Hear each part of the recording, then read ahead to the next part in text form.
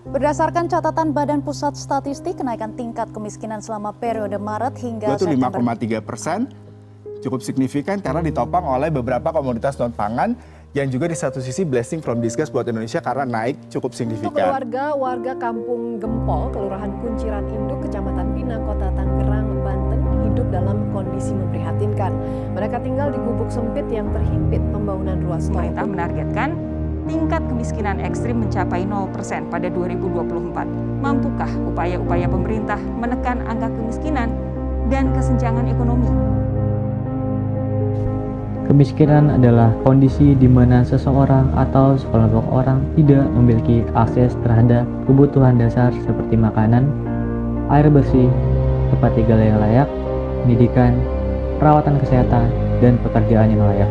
Seorang ekonom dan filsuf India, Amartya Sen, mengatakan kemiskinan adalah ketiadaan kemampuan seseorang untuk memenuhi kebutuhan dasar seperti makanan, kesehatan, dan pendidikan.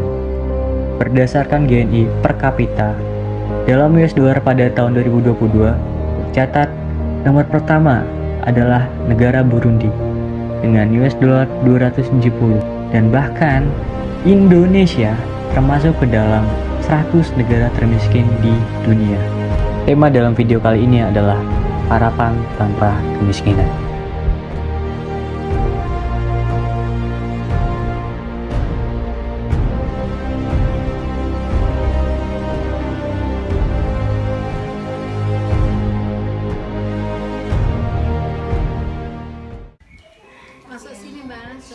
Beliau adalah Ibu Heni Tambayong, seorang lansia yang berusia 63 tahun, asal Manado, yang sudah menempati Rusun Cipta Menanggal Blok 18 nomor CC2 sejak tahun 90-an. Suami Ibu Heni Tambayong bekerja sebagai supir yang bekerja di suatu perusahaan di Surabaya. Bahkan sejak tahun 90-an, kamar beliau tidak pernah direnovasi sama sekali.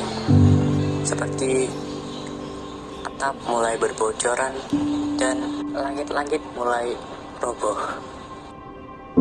Penghasilan dari suami Ibu Heni Tambayong merupakan gaji yang sebenarnya adalah di bawah UMR. Meskipun begitu, beliau tetap bersyukur dengan apa yang dia miliki sampai sekarang dan apa yang dia punya hingga saat ini. Penghasilan Opa berapa pengeluarannya biasanya?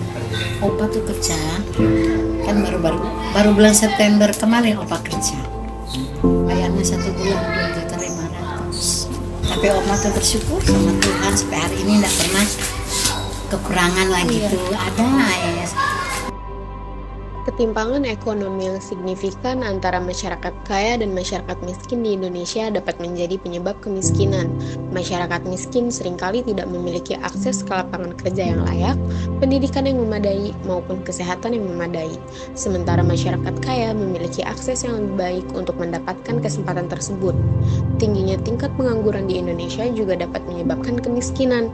Banyak orang yang tidak memiliki pekerjaan atau yang bekerja dengan upah rendah dan tidak stabil, sehingga sulit bagi mereka untuk memenuhi kebutuhan dasar sehari-hari. Dan yang baru-baru ini terjadi adalah maraknya kasus PHK yang terjadi akibat pandemi COVID-19. Kurangnya lapangan pekerjaan, terutama di sektor formal, membuat banyak orang sulit untuk memperoleh pekerjaan yang layak dan stabil. Insinyur Haji Lanyala Mahmud Mataliti adalah seorang pengusaha dan politikus Indonesia yang saat ini menjabat sebagai Ketua Dewan Perwakilan Daerah Republik Indonesia. Mengatakan perlu treatment khusus meningkatkan ekonomi dan serapan SDM. Kata beliau, harus ada cara-cara dan upaya yang luar biasa untuk menekan angka pengangguran.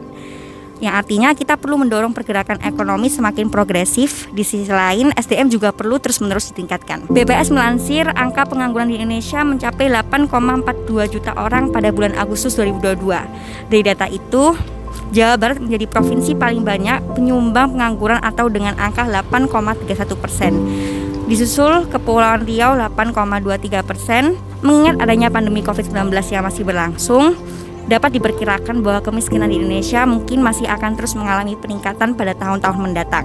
Hal ini terkait dengan dampak ekonomi yang ditimbulkan oleh pandemi seperti penurunan pendapatan dan hilangnya pekerjaan. Namun, pemerintah dan berbagai lembaga terus melakukan berbagai upaya untuk mengurangi kemiskinan di Indonesia. termasuk dengan program-program bantuan sosial dan pembangunan ekonomi yang berkelanjutan. Dari beberapa sebab yang telah dibahas, mulai dari penyebab dan dampak, di sini saya akan memberi solusi bagaimana cara mengatasi masalah kemiskinan, yang dimana bukan hanya tugas pemerintah saja, tetapi saya dan teman-teman dan kita semua dapat mengurangi tingkat kemiskinan, yaitu cara pertamanya dengan mengikuti proyek pengabdian masyarakat, meningkatkan kemampuan dan pendapatan penduduk miskin, diadakannya workshop kewirausahaan atau pelatihan skill, pemberdayaan sumber daya manusia, dan menciptakan home industry bagi masyarakat penduduk miskin. Serta kita dapat menciptakan lapangan kerja penduduk miskin dan pengembangan keberlangsungan UMKM dalam proses ini.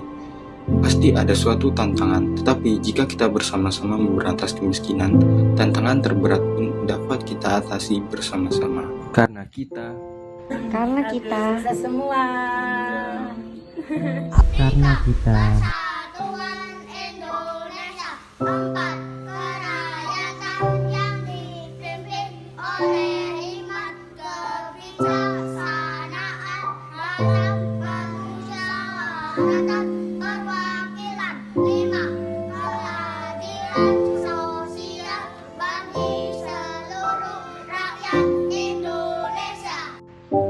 Indonesia.